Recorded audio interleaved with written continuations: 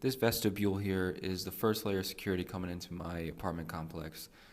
It's the main entrance and it requires a key fob given to the residents to unlock or unmag the door so that you can gain entrance to the building. What I'm doing here is I've walked from the elevators and I'm looking through both layers of glass to judge my immediate area to see if there's anything out there that's going to give me some kind of concern or if there's any kind of incident going on out front. Once I've made the call that nothing is going on out there, I start to expand that distance outward to see further out as far as I can before I leave that layer of security.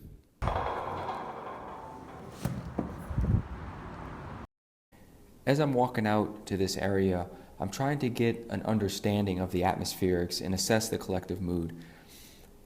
And I can do some of this before I even exit that vestibule area, and once I get out, I can get a better view of things to verify my initial assessment. So I see that even though this whole front row and area out here runs all the way down the block is shops, there are restaurants. It's a pretty busy place. Currently, at the moment, it's not. It's about 5:30 in the morning. But I can see that the area is clean. There's no garbage. There's no trash laying around. There's no graffiti. I can tell that the area is well kept. The noise level at this time is going to be pretty quiet. Like I said, it's about 5:30 in the morning. There's only a few people coming and going. And the metro station is right across the street by all those lights in the back. So there's some commuters coming and going from there in taxi cabs. But it's pretty quiet. Pretty typical sound around this time in the morning. And the people who are coming and going through here are following the social norms. They're not being too rigid, as in following every crosswalk and staying on the sidewalk. They're kind of taking the path of least resistance, which is typical in human nature to do to get to the point that they're trying to get to, whether it's the metro or whether it's to catch the bus to their next station. So as I'm coming out here and I'm looking at this and I'm reassessing, my overall feeling to start with is I feel comfortable, I feel safe. I don't feel that there's anything outside of the ordinary going on that I need to hone in on it right at this moment. So it's telling me that the atmospherics in this area at this time are positive.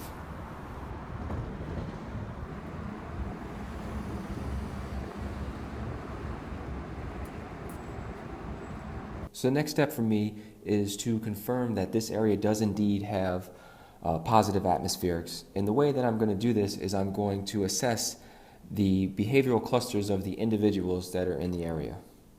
Since I've identified the area as having positive atmospherics, I'm going to be looking for signs that would show me something other than that. So generally speaking, the people that I observe in this area should be showing that they're relaxed. They should be comfortable in their surroundings. They shouldn't be perceived as if they are seeing some kind of threat or being uncomfortable or overly dominant. And this is the key here. I need to be looking for high intensity discomfort or dominance. Those are going to really stand out in an environment with positive atmospherics.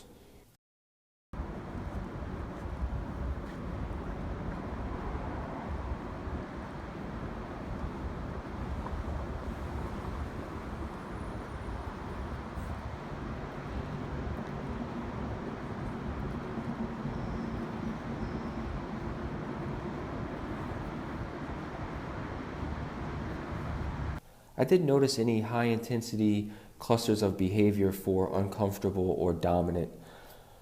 But I did notice that this guy, however, did not fit the baseline of somebody who would be comfortable in this environment. So this space is what's called a habitual area. And that means that anybody at any time can come into this area without any type of requirement to qualify them to be there. They can just be there. It's a public space. This is also a transitional space, meaning that people don't sit here for long amounts of time. They're coming from the metro to the parking lot next door, to the shops right here, to catch a cab, to get to their ride. There's several reasons why somebody would be waiting in this area, but this guy was waiting here. He was displaying some pacifying behavior and pacing back and forth. And in this type of environment, standing where he's standing in the middle of the parking lot is not normal. However, doing a little deductive reasoning and listening to what he was saying, because he was on the telephone, I quickly found out that this guy was a delivery man trying to deliver some supplies to one of the stores, and there was nobody there to receive them. So it was easy to find out why he was uncomfortable. And it brings me to the point that not everybody in the environment is going to reflect that atmospheric. And that's okay. It's normal human behavior. So not everybody's going to be comfortable. It's about looking for the key, which is those high intensity clusters of behavior that don't match the environment. And you want to hone in on those.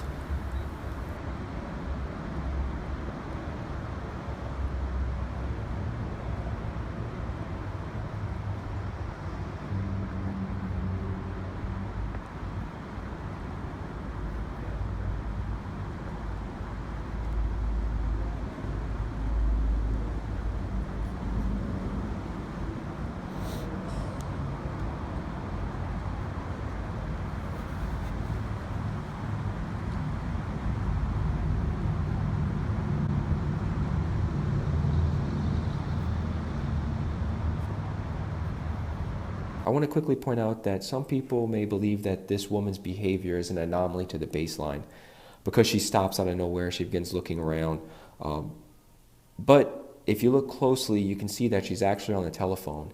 And because I've been to this area many times, I know that once you go through this tunnel and down into the metro area, you're probably going to lose cell phone signal or have weak cell phone signal. So she's really just trying to finish up her phone call before she goes in. And so it's really about when you see something or you observe behavior that seems outside of the baseline, it's about honing in on that and then assessing that behavior in context to the environment that you're in.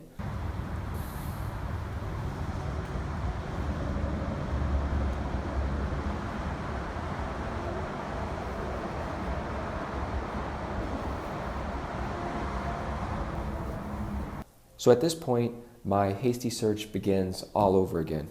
I'm going into a new environment, so I need to understand the atmospherics in this environment. I need to re-evaluate that. I need to look to see how orderly it is. Are the people following the social norms?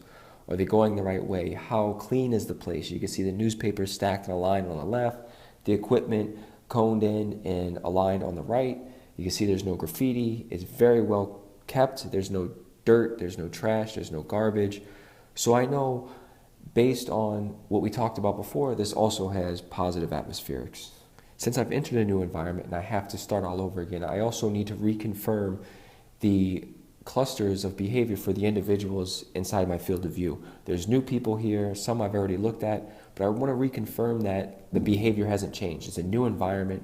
There may be something else going on that I haven't yet identified. So I want to make sure I reconfirm that positive atmospheric through the individual's behaviors and clusters of behaviors.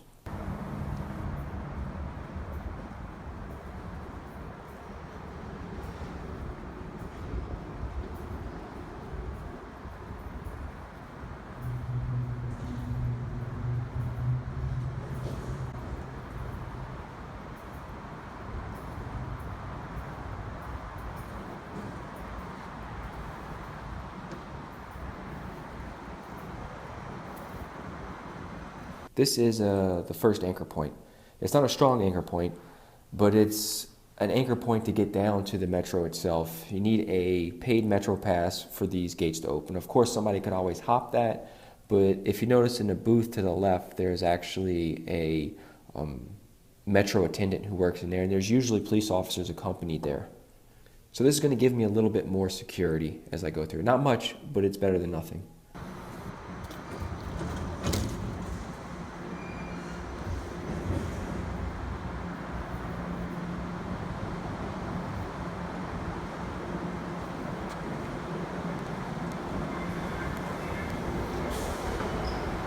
So again, I'm entering a new environment. I need to start that hasty search again on that area down below, down on the stairs, on the metro platform. However, at the same time, this train has just let off a bunch of people. So I'm going to quickly get my bearings of the area. I can clearly see that it's clean in that area and the atmospherics are crossing over. But as these people start to approach me, I need to be able to identify any of those high intensity behaviors that don't match the baseline that I've previously identified. And I always want to start when I'm looking at something like this, especially when people are lined up on this escalator.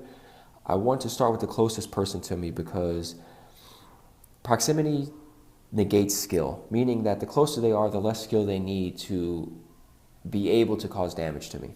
And this is a concept called assessing on the approach, which I'm not really going to get into. I've written an article that covers a lot of this. Previously, I'll put it in the description below, but that's for another video. But that's essentially what I'm doing here, is assessing the people as they approach me, especially because they're bottlenecked into this escalator and they're all lined up neatly for me to be able to assess in a logical manner.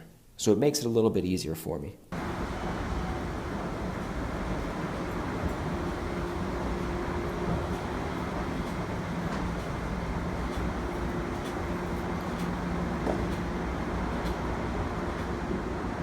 So you can see that the atmospheric is positive and that it's been confirmed and reconfirmed.